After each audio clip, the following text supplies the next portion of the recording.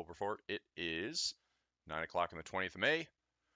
Happy Friday, everybody. If you're out there typing a wire, yes, everything's coming through loud and clear. Just got the title screen up. We'll start the disclaimer in just a moment. Let's make sure we are pushing live on the YouTube page. Give me a little refresh here. All right, we are live. What's happening? Risk disclaimer. We understand there's risk in trading. Please and always use trade capital only.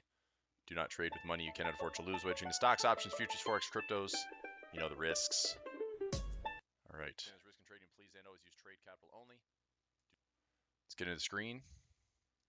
Hey. Hey, everybody. There we go. Happy Friday. Welcome to Pulver Report. Let's go. Currency strength chart. Things are a little bit quiet today. Starting to see the euro and the Swiss drop. The Swiss has dropped pretty nicely since around 7:40 a.m. Eastern time. New Zealand on top. Aussie going back to baseline. CAD hanging in there. Dollar pretty weak. Or actually dollar baseline. Yesterday, nice to see some dollar weakness. Started to add some positions in Forex. New Zealand dollar long. Pound dollar long. Euro dollar long. Doing some scalping in those areas. And just monitoring prices. Stocks options, super ridiculously busy week, and everyone with me in the trading room, we've managed to do pretty well. We're going to take a few losses on some credit spreads because it was impossible to roll credit spreads this week. I'm still going to try to today, but I think yesterday we ended up doing, let me check the notes here. Yesterday we had a super busy day. This all is from yesterday's trading session. So very busy day. Looking to roll some credit spreads, give the market some time, have that credit spread long put insurance if we need it. If it doesn't work out, we don't get filled. We'll take some very small losses, 25 cents, 50 cents, no big deal. We should have a couple stocks called away today on a positive note. I'm going to take a look at those. Consumer defenses were getting hit pretty hard. Markets are interesting. So 393.37 on the SPY, that's pre-market, up about $4 or so. And we haven't broken lows. I mean, I'm still interested to see, like, does the SPY break down and flush that 20% level? We have the 385 right at that 20% correction. We have the giant COVID swing 38% fib right around 380. And our pre-COVID highs around 340, which would be a 30% correction in the SPY. You go into your S&P E-mini futures for a fuller price feed with less gaps. We have some gaps to the upside. Let's check the overbought, oversold conditions. This is the daily time frame. Are we oversold? No. Are we divergent? Well, we have some equal lows. So I would look for some evidence of, hidden bullish divergence. If we get some oversold conditions, again, looking for some technical reasons to buy. But the pressure does remain to the downside. We have some huge retail misses this week in stocks. Walmart just ridiculously crushed. I feel bad we didn't trade this more aggressively. This would have been a great stock to be long a put. But I also feel like being long a put and then trying to sell it based on the daily trading range or the weekly ATR, like a 6-week ATR. Holy crap. I mean, this thing just blew through these levels, and I think we're down like 20+% from this open. Yeah, look at that. So 20+% on the week for Walmart. Target was the same way. TGT to the downside, just massive gap. And, do you think that Target, Walmart are good companies? I do. Okay. Most people do. Most people shop there. But there's just, again, it could be a combination of just insane profit taking with an overreaction to a flatter or miss, if you will, miss in earnings. But we're seeing a lot of overreactions. It was in tech, has been in tech the last 6-7 weeks. Now it's kind of splurging into retail or trickling, I suppose, into retail. But it's more like the ice bucket challenge on your face in retail. So big misses, Walmart, Target, but at the same time, if you have an opportunity to buy Target at a 43% discount, would you be interested? Long term, absolutely. If you could buy Walmart at a, let's say, 26% discount, also coming back into potentially 31% discount, would you be interested? I would, right? All right, Andrew, good morning. Gerard, good morning. Daniel, what's happening? Steve, good morning. David, Chris. All right, smash that like button. All right, sounds good. All right, let's take a look. If you have any stocks, let me know. If you have any currencies you'd like to take a look at, let me know. Type it in the chat for me. If you're just out there saying hi, say hi. A couple of trades. Let me check the Flex trading room. We posted some trades: long pound dollar, long euro dollar, short Aussie New Zealand for a little binary trade. Not binary options, talking like black and white. We're the right or wrong. We sold it at the 110 handle, and we're trying to get down to 106.50 with a stop above 111.15. CAD Swiss looking to level back in if we have some pullbacks. Pound Swiss long. We did take profit on pound US dollar. I swore I added. Okay. Reload. Okay, so this one, I can delete this one. This is already reloaded. All right, so we took profit earlier this week on the pound dollar. We took profit also on the pound Swiss right in here, and we're looking for reload trades on both. So our pound Swiss reload has been filled at 21.25. Relax, dude. Benji says hi. Thoughts on crypto? Good question. We'll get into some crypto today, sure. Let's take a look at that. So anyway, busy in Forex. Had a pretty good week. Let me see if we closed out for some profits. I know I did take some profit this week. Let me see here. 495 pips this week in Forex. And anything else here? Let me check my little robot action. Robot action, 202 pips. So that's 495 plus 202. I'll just add it up here. So 495 plus 202, 697 pips so far in Forex this week. Anything else I can find? Anything else from this week? 129. Add that to the mix as well. 129. There. So tracking 826 pips positive for the week. I do have some students and followers in the Flex Trading Room just crushing it for the month of May. Literally like 3,000 pips for the month of May. Like awesome job. A lot of that was getting some cooperation with the market selling off. I'm talking stock market selling off, and the JPYs were very cooperative there for about 3-4 days. And again, Benji says hi. But congratulations to all the traders in Flex that were just raking in some pips. And I know you had to wait for them, but again, this is why we trade. We trade, things come to us, things work out, protect your profits. As we say, see it, protect it, collect it. Okay. All right. Yeah, we'll take a look at some cryptos as well, for sure. Let's see here. Catherine says my Halliburton roll worked for 13 cents. Excellent. FTGC GGB not filled. So, Catherine, did you get a fill on HAL with a credit? So you're able to roll it with a positive credit? Because that would be excellent. Okay, gold, silver. Yep. All right, let's take a look. Let's just kind of get a little routine going. So dollar index, DXY, I'm actively looking for some short positions. So this is the weekly time frame. Let's go to the weekly. We are overbought. We're looking for some divergence. On the daily time frame, we're overbought, looking for some divergence. We have a couple things that we're watching closely from the technical side. I told traders, remember, where we are in time is still a full week ahead to trade. Okay, so typically once we establish a pre-summer push, once we establish a trend in the market typically through April and May, whatever that direction is, tends to stay there. So we might be pushing all the way until the end of next week, even into the 31st. We might push all the way into the 3rd with a fresh month in non-farm payroll. So this dollar stuff, I'm looking for dollar positions to start weakening. Okay, looking for the US dollar to weaken a little bit. But I did warn about this potential up move, pullback, up move, pullback. If we have one more push higher, that would be called, that setup would be potentially a 3-drive pattern. If that is the case, I'm looking for this to then break structure, pull back, and then break this trend line.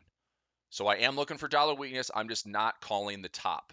I'm going to start positioning around some of these dollar crosses. Told traders this week in Flex. I like euro dollar long to 107.50. I like pound dollar long to around 27.50 to 2800. If not higher, we could go to potentially 2900.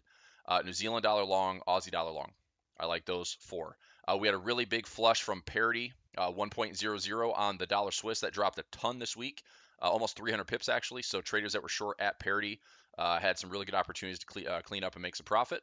But I'm looking for some dollar short positions. Now, I've started to position that already. If the dollar index finds a way to go a little bit higher, I'm looking for that 3-drive pattern to then play out over the next maybe 2 to 4 weeks. If it drops down now and finds this monthly pivot, finds this weekly pivot, takes out this previous low, then I'm going to look for a topping pattern and again a 1, 2, 3 correction. Okay. Catherine, those aren't terrible, right? GGB debit of 5 cents. Again, that's kind of worth it considering we can talk about that today in Equities on Demand. 5 to 10 cent debit is fine for a roll in my opinion. I would happily pay that very small amount to roll. We can talk about that in class. So I was trying to roll for credits on everything because we're going out, a couple of months. We're going out pretty far, keeping the same strike prices. but I just want to give myself some time to see if these credit spreads can pan out and keep that insurance running to the downside if anything keeps dropping. Okay. All right. So dollar index, we're good on that. Let's go gold and silver. Who's asking gold and silver? I think Craig was. Yep. Gold. Gold, because we're looking for some dollar weakness, I'm looking for gold to also continue to rally up. So we have our high, low, lower, high, lower, low. Gold trying to get back into this area right in here, right around 1900. Now, there's also some pretty solid trendline support where we might be starting to look at gold back up. Now, do I think it's going all the way to 2074? Probably not, but I think in the near term, if you are bullish on gold and want to take some profits, I would look at 1900. You can always eliminate risk, let your profits run, see if it surprises you to the upside, but I think it's pretty safe to trade it back here towards 1900, that previous support level. Technically speaking, I like silver a little bit better. Silver, same thing. Silver did come down a bit further than I expected, and it may not be done yet. We have some really solid structure pocket levels back around 1950 to 1975, but I'm, again, dollar index looking for some weakness. I'm actively looking for some bottoms to form here in silver, whether it's now or whether it's down here around 1950. Once that is established, okay, and again, this might be resistance, resistance, a little bit of noise here, but that resistance did not, or actually the resistance held. I'm looking to see, do we come back down into this area to base? Do we base in here? Do we base in here? Ultimately, do we break out into this open space and have a run back to 27 or 28 bucks? I am long on silver for that. Every time I say long on silver, I think of Long John Silver's. If you like hush puppies, that's the place. If you like disgusting fish, that's the place. All right, anyway. That's silver, but I like bullish on silver. I am actively looking to be long on silver, and now you're not going to be able to get out of your head. Long on silver. All right, it's Friday.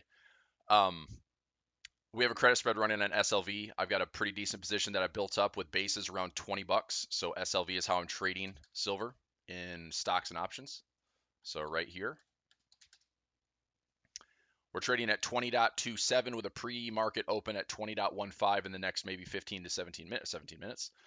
But we did a 2050 by 1950, if I'm not mistaken, and we did this out to June. So we've got some time in this to see if we get paid on that credit spread. If we have the long put, I will definitely look to take ownership here in the low 18s and add another chunk of shares. Okay, Captain D's. Oh yeah, Captain D's malted vinegar. Man, brings back some memories. Crazy. I don't know what it was though. I just distinctly remember hush puppies. Like, yes, the malted vinegar on those fries and hush puppies. Hey, they weren't bad, bad for you, but they weren't bad. Anyway, all right, that's gold, silver. Let's talk cryptos. BTC, Bitcoin. Where are we at? We are hanging tough here around 30,000. Again, I think Bitcoin is it's in a very peculiar spot because there's not really a guaranteed low here at 30K. Right? I think Bitcoin is a toss-up. It really is. Like, we could defend this level, and and here's what I think: if the stock market shows teeth from the bulls, then Bitcoin recovers. If the stock market gives more, fades more, gives up more from the bears, Bitcoin heads lower. I truly think it is more correlated now than it has been in the last probably 3 to 4 months. There were arguments being made like, oh, look at this, Bitcoin's finally disconnecting from the stock market, risk off in the stock market, the NASDAQ's falling, Bitcoin's stable, it's up for the year, blah, blah, blah, it'll be the best performing asset of 2022. Clearly not the case, right? Not with what happened with Terra, with Luna, stable coins. Everything's down. It's tough. But I'm telling, followers this in my newsletter, talking about this in Flex Trading Room. I'm still dollar cost averaging into Bitcoin, dollar cost averaging into Ethereum. Those are the two I'm going to focus on right now, right? The other ones that I have, the 10 or so other coins that I've had in my portfolio for the last, 2-3 years, I'm going to keep them, right? The good thing is when I got involved in 2019, 2020, started trading cryptos more actively and started building positions, the cost basis is not super high. So I've gotten a pretty good head start. I'm playing with some house money, but I'm not adding actively to some of those altcoins, peripheral coins. I am focused on Bitcoin, Ethereum. If we have a broad recovery, great. But I think right now, the recovery on Bitcoin, the bulls on Bitcoin are going to have to do some soul searching, right? We're gonna have to see some risk on in the stock market, and that will likely correlate. If we continue to see some scared uncertainty and the bears continue to claw, then we're going to probably push down and retest this. This is 2021, by the way. 2021 yearly pivot right around 20,700. Can we go lower? Yep. So I've got levels and alerts at 25K, 20K, 15K, 10K. I'm just going to dollar cost average in. Okay. My total amount that I'm willing to trade here and dollar cost average into, I tell traders this all the time. Whatever you're willing to put on crypto, if you're prepared to lose 100% of it, that's the risk I'm willing to take. Because the upside is insane, right? If we're talking 250K on Bitcoin at some point in the near 5 to 10 years, if we're talking $1 million on Bitcoin in the next 10 years, whatever, forever, right? I mean, Bitcoin enthusiasts are holding on for dear life.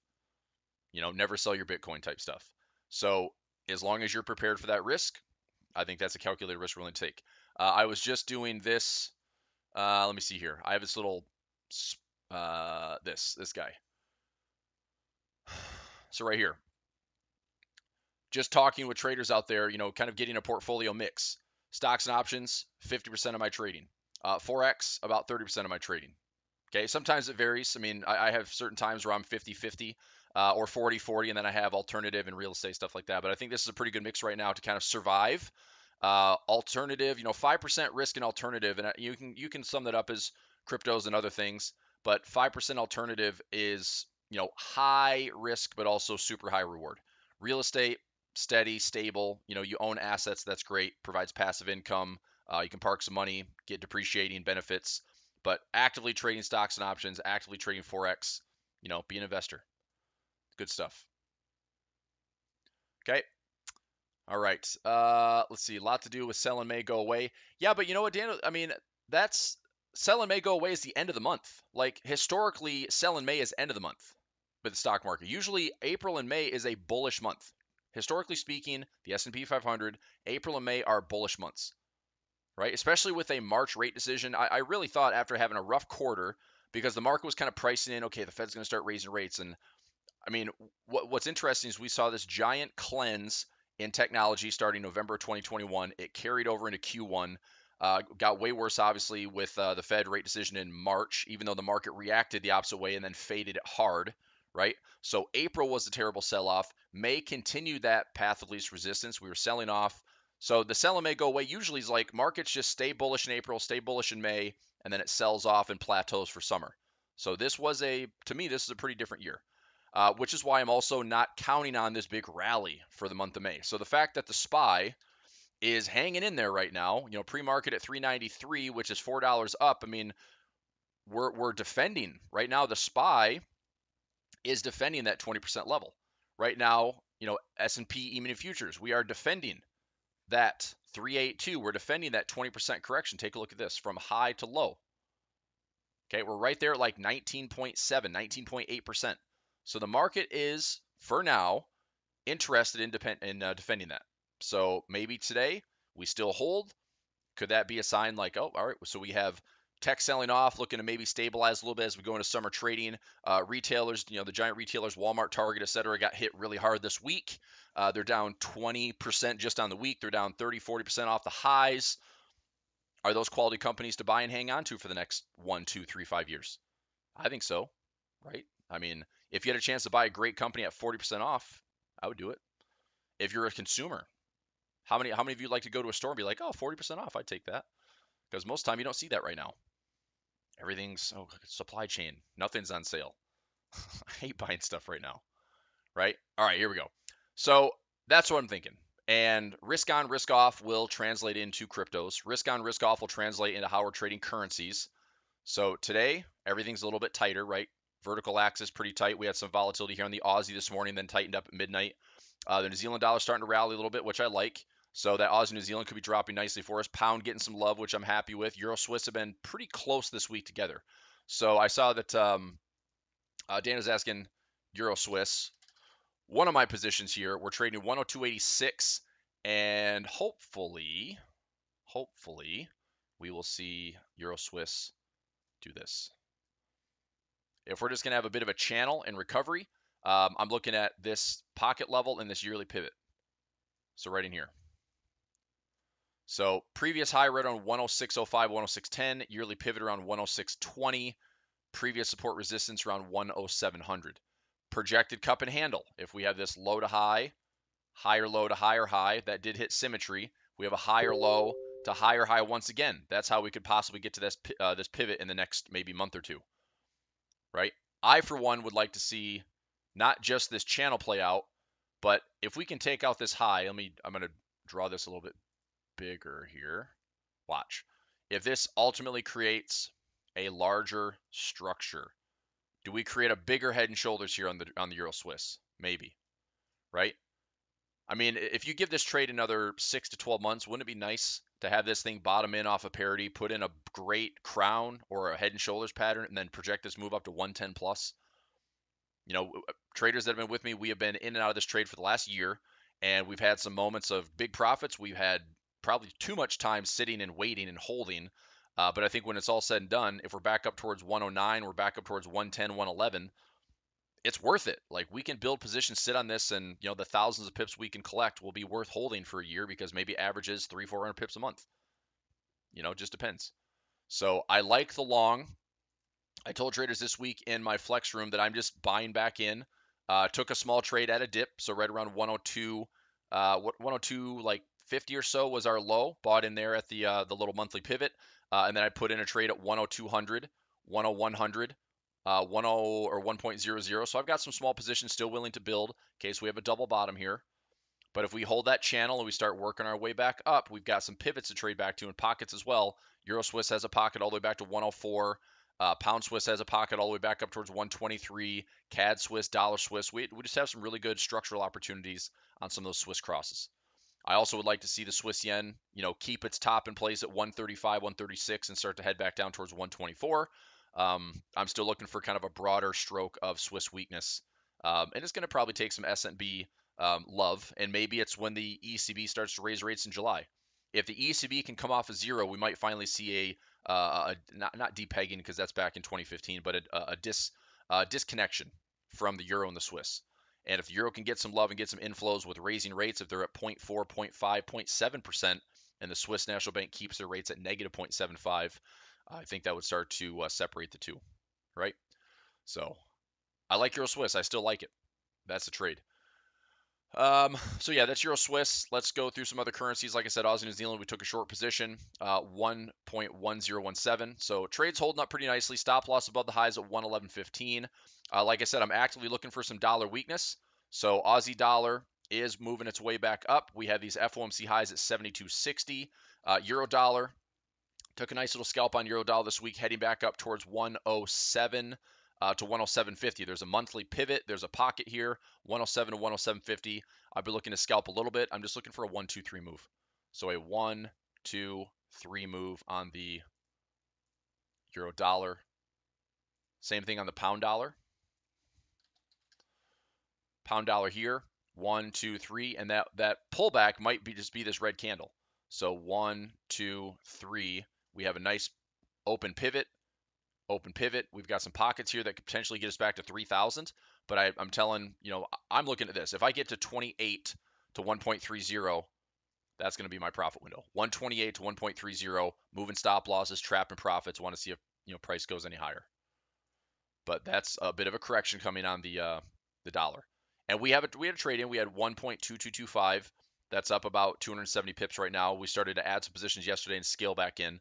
So I think it looks pretty good to the upside. New Zealand dollar, same thing. New Zealand dollar got some opportunities to buy low, looking for a 1, 2, 3 correction. Really nice pocket all the way back here towards 6,650 to 6,700, along with a pivot cluster at the same area. Monthly and weekly pivot cluster, plus a candle and a pocket that I really like for the inefficiency. We could also head all the way back to this outer channel around 6,950 to 7,000. Right? The one trade I've been really confused with is dollar CAD. It's been driving me crazy, so I haven't been trading it. Some traders sold it at 1.3 or 1.30, did pretty well on it. Dollar Swiss pulling back into some past resistance. I hope this is the case. I hope we have a high, low, lower high, lower low. If we have a correction that plays out, finding past resistance here, I'll draw that out. Something like this. Past resistance becoming future support. I'll start to look to buy dollar Swiss again in this area. and look for this to continue head up towards parity, possibly even 102. This is one of those attractive carry trade opportunities where the dollar, the Fed is going to continue to raise rates. So far, it's been radio silence from the Swiss National Bank as far as rate hikes. They're going to probably keep their dovish monetary policy in accommodation. So they're trying to continue to keep inflows in the system. If there's one trade, if you're going to trade one pair that you can make money, the most money of, that's a horrible question. um, I honestly look. It totally depends on how you trade, right? I could argue, for me personally, the most money that I've made is with the Aussie New Zealand, and I will build positions and take 6 to 8 months to do it, and I'll build positions and make $100,000 profit. Like that to me is works, right? If you are a trader that you want to make money, you want to scalp, you want to day trade, then you need a currency with high volatility. So the pound yen could be the opportunity. The pound Aussie, pound New Zealand could be the opportunity. But that's a very different approach to how you're trading it. If you want to look for active profits, day in, day out, or week in, week out, you're going to have to go to something that produces decent sessions of high volatility. Because, obviously the market moving, if you're buying and price goes up, you have a chance to take some profit. Your selling price goes down, chance to take some profit. But the way I've made the most money and the most consistent money with high probabilities and good chunks of profit is building positions and waiting. Using Forex as an investment vehicle, buy extremely low, build positions, add to my winning trades, sell high, build positions, add to my winning trades. That's how I make money. So that's, like I said, I can't answer the question unless you know exactly what type of strategy you want to take, right? So if you like higher volatility and you're looking for daily trading or weekly trading opportunities, then follow those higher volatility currency pairs. One tool I can give you, here's a website. I'll put this in the chat. This is a daily trading range of all DTR, all FX pairs. There you go. Check out that website. And you can go in. I typically look at like a 4-week average. So once this refreshes, so this is the 4-week average, and we are in some higher volatility. Okay. I've said for a while that if our euro dollar volatility, check this out. So 2021, we started getting some very low volatility environments. Once again, now we had a big peak back here in 2020, obviously in February, March, when volatility was extremely high with uncertainty. Volatility is returning to the Forex market. If we are seeing, let's use the euro dollar as a benchmark. If the euro dollar is producing daily trading ranges of 100 pips or more, we are in a medium to high volatility environment. And that should translate into those currency pairs that Daniel's referencing. What's a good opportunity? If the pound Aussie is moving 188 pips a day, that's freaking great. Pound CAD 150, pound Swiss, not as much, right? But pound Aussie, pound yen 226, pound New Zealand 179. There are some really nice opportunities to be day trading, right? London breakout, highs and lows. Look for some structure. Align your 1 hour all the way down to a 5-minute chart. Follow that direction. Stay with that flow. There are some good opportunities to follow that momentum and get some of those 20, 30, 40 pip moves within a couple of hours. It does happen. Pound dollar 143, euro dollar at 100. And again, those are going to be the higher volatility moves. Your pound crosses typically carry your higher volatility daily trading ranges. It's not too shabby on the other side of things. Euro Aussie at 170, Euro Yen at 170, Euro New Zealand at 170. So you think like, oh, the pounds are a little bit messy. They have those big spikes, or maybe it just shakes you out a little bit. Then go to the others. The sister pairs, the Euro Aussie, the Euro Yen, the Euro New Zealand, also have some pretty solid daily trading ranges running right now. Right? So just saying, it works. But again, good question. It's just it's hard to answer because there is no one way to trade, right? The way I make money, the way I've been making money consistently and decent profits have been bigger positions, right? Build small over time, big positions, take these big profit chunks. That's been my way to be most consistent. So daily trading range volatility doesn't really matter. I trade the big picture. I trade a big high percentage, price targets and pockets and things like that, and works out pretty well. But I do have to sit in trades. I sit in trades for months, and sometimes it's really annoying and frustrating. But it's obviously nice when I get paid. Okay. All right. So that covers a lot of dollar crosses. I do want to take a quick look at some stocks. I've been taking notes all week. I know you probably can't see. Actually, I've got a screenshot of it, so I'll just share it with you. Check it out. So traders with me this week in Equities on Demand, we've done a pretty good job of managing. So this right here, a little chicken scratch notepad. Everything you see on this piece of paper is what we have been managing this week in stocks and options. It's a lot. So, the middle section is everything we take in the trading room. On the peripheral, I've got some other trades running that, in the group. Again, I share all the stuff in my trading room. I have some more expensive stocks for the accounts that are larger, Johnson & Johnson and like OKTA, Coinbase, which we lowered the cost quite a bit on. But overall, I mean, we spent a lot of time yesterday trying to roll some credit spreads, which we will do again today or try to, and maybe evaluate whether we can do it for a small credit, maybe even a break even, or even be willing to pay 5 or 10 cents on a debit to roll some of these trades out for a couple of months. Because I like the trades, I like the stocks that we're trading. I just want to give them more time. I want to give us more time to have these things materialize. So the one trade that I also like to roll, and even if it's for a small debit, I'll roll Netflix and see if I can give that a couple of months. So anyway, active stuff. So I want to take a quick peek. We should have some profits. Like I said, SLB is a stock I might be losing today. $41. I rolled that covered call out, grabbed another 55 cents. So if it stays above 41 by next week, I'll lose that stock. KHC, we're trading at 38.84, and we had a big drop in KHC. I've got a $40 call that I may not lose the stock this week, which is actually okay. I mean, if I lost it at 40 bucks, no big deal. I'm still going to set a chart alarm to see if it recovered today. But if we do not, guess what I'll be doing? I'll be selling it again next week and lower my cost by hopefully another 30, 40 cents. And it'd be good. So we'll look at a roll today on KHC. I will potentially be losing DraftKings today. We're trading at 14.31. We can discuss a roll. Okay, I looked at this yesterday. I know Linda was one of the traders that brought this up. I here's my plan. I've got a couple hundred shares of DraftKings. I've got a 1250. I have a 1250 covered call, and my break even on DraftKings I think is like 1102. So 1102, I lose it at 1250. I make $1.48 on 200 shares, and I've only had the stock for like a week. So we did our credit spread, took some ownership. I've had it for a week. I get it called away for $1.48 a share. I'm okay doing that. Now you could roll it out by a week or 2 or 3 or a month, and maybe lower your cost by 40, 50 cents. But it's also in that potential, like, is there a tech recovery? Is DraftKings going to show profit? Is the overall market going to stay where it is or keep dropping? I'm trying to avoid getting caught in additional flushes to the downside. I know that, right now it's like I'd like to lose the stock obviously higher. If it was uncovered, I'd be up, $3.25 instead of $1.48. But I also know that if I lose it at 1250, I lose it at 1250. I don't have to worry about it anymore. So it's a couple things to assess, right? Hopefully, but DraftKings I'll lose for a nice profit. And SLB, Johnson & Johnson's another one.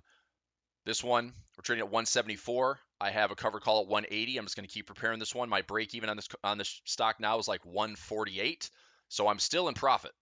And if this pull, I mean, look, I'll hold Johnson & Johnson. I'm not worried about it. I'll buy more shares down here at 150 if it comes down to it. But if it, stabilizes here, finds a monthly pivot, finds some support, past resistance, becomes support, we bounce off that. I'm going to try to keep losing this thing at 180, 180, 180, 180. Eventually, I'll just drill my cost down a little bit more and hopefully make a $35 to $40 per share profit. SLB, I rolled that, like I said, to next week. I do want to take a look and see, if we're watching Bitcoin and cryptos. I'm watching this stock here, MARA, as a North American miner. And again, their stock price is highly correlated to crypto. You can see that this recent 7-8 week flush to the downside is pretty much correlated with this flush in Bitcoin. So if we see a recovery in Bitcoin, guess what we see in MARA? A recovery. Guess what we see in GBTC? A recovery, right? So that's all I'm saying. In fact, I think on IB today, I'm going to add, so for trust, I'm going to add GBTC. I'm going to start a little position. Buy at pre-market 1966. Okay, so I'll look for something there and just get a little bit of exposure. Writing that down. Any other questions? Wall Street's open. Let's take a look. SPY opened up positive on the morning. As we say, amateurs open, pros close. So we gapped higher from yesterday's close, but again, the bears might fade that right back down to close the gap. So if we go into a smaller time frame, here's your gap.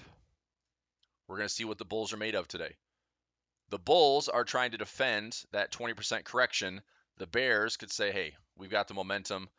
it was a tough week. I mean, overall, the markets this week, performance-wise, did not do well.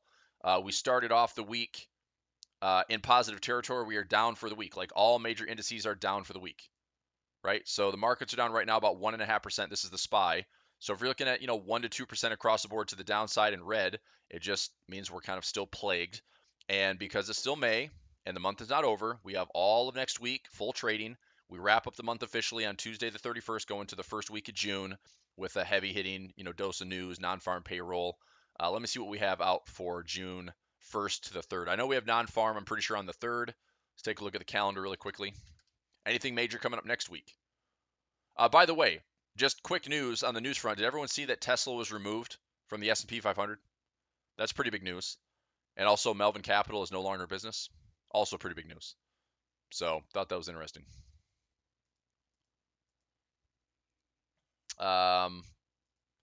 Let's see. So Tesla has been removed from the S&P 500's I'm sorry. Not removed from the S&P altogether. The ESG index. Let me get that right. Tesla has been removed from the S&P 500's ESG index. That's the environment, socially governed, whatever, like your environmental points. Although Elon Musk's EV company is the number one electric vehicle manufacturer in the world and certainly the most famous, some analysts argue that management and workplace issues within Tesla warrant the ticker's removal from the index. Yeah, so I read that last night on StockTwits. DBB closed for a good, Linda. What did I close? What did I close it yesterday for? 290? Or $3 or something like that. That was DBB. DBB closed for $3. Good, 390. Linda, you put my credits to shame for sure. Good stuff. Yeah, lower that cost. Is DBB opening lower by chance? Man, you just got to, like, how'd you get such a good fill on that? Just tell me you closed it before I did, right? Like you closed it down here earlier this week, last week, something like, don't make me feel bad. Like, how did I not get, I mean, I'm way behind you on that. Anyway. So that was news. I was going to say, look at the calendar for next week.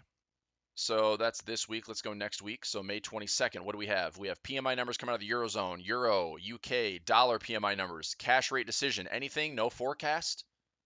No forecast, New Zealand? Come on, RBNZ. What are you guys doing? All right, so we'll see what the cash rate decision is forecasted to be. Let me check let's check daily effects. Economic calendar. There we go. I want to see if there is a forecasted RBNZ rate decision for next week. So let's go to next 7 days. There we go. Give me the date. 25th.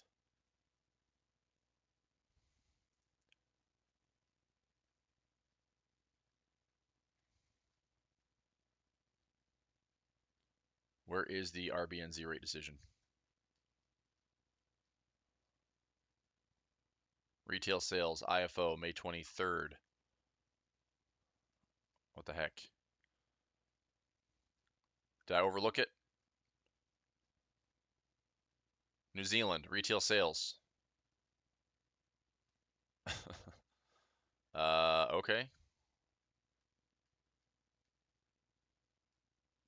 New home sales. There we go. Okay. So forecast 2%. That's what I was looking for. So RBNZ rate decision, medium impact news, press conference, high impact news. Of course, they put more emphasis on the press conferences now. It is a forecasted rate hike, another 50 basis points by RBNZ. So we could see some love flowing into the Kiwi, which would be good. The New Zealand dollar would be a great trade for that. Aussie, New Zealand to the downside, like we've taken. New Zealand, Swiss, New Zealand CAD to the upside, which we've been waiting for to go back to 84.34. There's a monthly pivot there. So if that plays out, be pretty cool. All right. Let's see here. Do you watch other YouTubers? Not really. Not really. I don't. I mean, look, I'm not. If I was doing this to do like search engine optimization and just focusing all this growing my YouTube channel, it's like then I would do that. I would do like the shameless stuff. I'd plug content every single day. I would post on YouTube all the time. Like this for me is like an outlet where I can bring everybody together, right? Flex Trading Room. any class I teach, any webinars, any touch points I've had out there in the industry doing conferences and other stuff, it's like if people want to find me, this is a good way to find me. So, hopefully if you spend any time in this channel and watching my videos, you know, I'm bringing real trading experience to the table versus what I know is whatever else is out there, you know, fake gurus, charlatans, blah, blah, blah, whatever. That's fine. I'll let, people figure it out. But also, you notice, like, I'm not sitting here selling crap on my YouTube channel. I don't want this to become that. So this to me is an outlet, talk about whatever I want, obviously financial markets. But no, I don't. I'm not really that interested in seeing like who else is doing this because when it's like, oh, let's build this channel up. It's exhausting. I'm running trading rooms, doing webinars, building classes, strategies, trading. Right? Obviously, trading, portfolio management, like that takes up enough of my time. Social media is like a second, third, fourth job at this point, so it's just not a high priority. And I do, I subscribe to some that I respect that are out there that are actively, growing their channels, but not a ton. If you have anybody you're interested in, I'm curious too. But you want to really know, like, are they trading? I'm not interested in hindsight trades. I'm not interested in like, oh, check out our Discord channel. It's like, oh, whatever. Just you figure it out. See if they're real. See if they're authentic. See if they're actually trading. Yep. So anyway, that being said, any other questions? When is your next webinar? Monday. I'll be back every Monday and Friday, man. I do this every Monday and Friday for the YouTube channel. And equities on demand. I run that trading room every single day, Monday through Friday at 10 a.m. Flex trading room, we have Tuesday, Wednesday, Thursday, 8 a.m. So we're busy. We are busy. And in the interim, studying for a Series 65 and 63. Found out that I hope I have a couple weeks. I have to maintain my PGA membership to keep my card. And I got to do a bunch of continued education classes because I didn't go to the PGA show this year. So where do I find the time? I guess my weekends. Right? Staying focused on strategy, yeah, exactly. So, right. I want this to be fun. I want this to be a creative outlet. Look, I appreciate, all the following, the watching, the thumbs up helps the algorithm. If you know anybody out there that's looking for education, you want to bring them my way, great. I'm not selling them anything. You want to trade with me? I'm trying to give everyone $27 trials to just check it out. We do trade. That is one thing I can say. Like, we trade our butts off every single week, right? Nice. Yeah, I'm the Series 65 and 63. I'm working on that right now, and I might have to end up doing a 34. Not yet though, because the way that we'll be managing it for the fund, as long as we don't exceed our stocks and options holdings with Forex, then we can just keep the 65 and 63. So yeah, I've got some good study guides. I just, I've got to chip away at it. The license exam manual is like 600 pages, so I'm just trying to get through like 30 to 50 pages a week, knock it all out. I'm just too old for that stuff, man. I just turned 40. I don't want to do that again, but I need to. All right, here we go. Any other questions? Any other charts? Good stuff. All right, we'll wrap it up there. Come back and join me next week, Monday and Friday. We'll kick things off on YouTube. We'll end things on YouTube. Let's have a good week. Overall, like I said, equities on demand. We had a great management week. If we lose a couple of stocks, we did some rolls. Hopefully, we're going to try to roll a couple more credit spreads out so we don't have to take the losses this week because I do think they're great stocks. I am going to take some assignment. There'll be a few stocks that I get assigned, and yeah, it's fine. We're hanging in there. All things considered, it could be way worse. Like we've actually we've steadily taken profits over the weeks, even though the entire market's been down. A lot of our portfolio positioning has been resilient, I would say. I'm not going to say up, like we're not trading stocks are at 52-week highs or anything, but it's been resilient. I think we're in the right plays. Our commodity-based ETFs, corn, wheat, FTGC, DBB, DBC, those are all great tickers to be in. Looking at some resiliency, we've had some good ones. SLB, BKR. I just sound like I'm spitting acronyms at everybody. Okay, so anyway, equities on demand students, I'll see you in 15 minutes. We'll start at 10 o'clock, another busy session to wrap up the week. And everyone that's been trading with me this week, good week in Forex. Okay, 800 plus pips. I know some traders crushed it this week, having a great month of May, which I'm super happy to hear. And keep up the good work. We will continue to trade per usual. Okay, happy Friday, everybody. See you in a little bit, students in the trading room, and see you next week on YouTube. Take care, bye.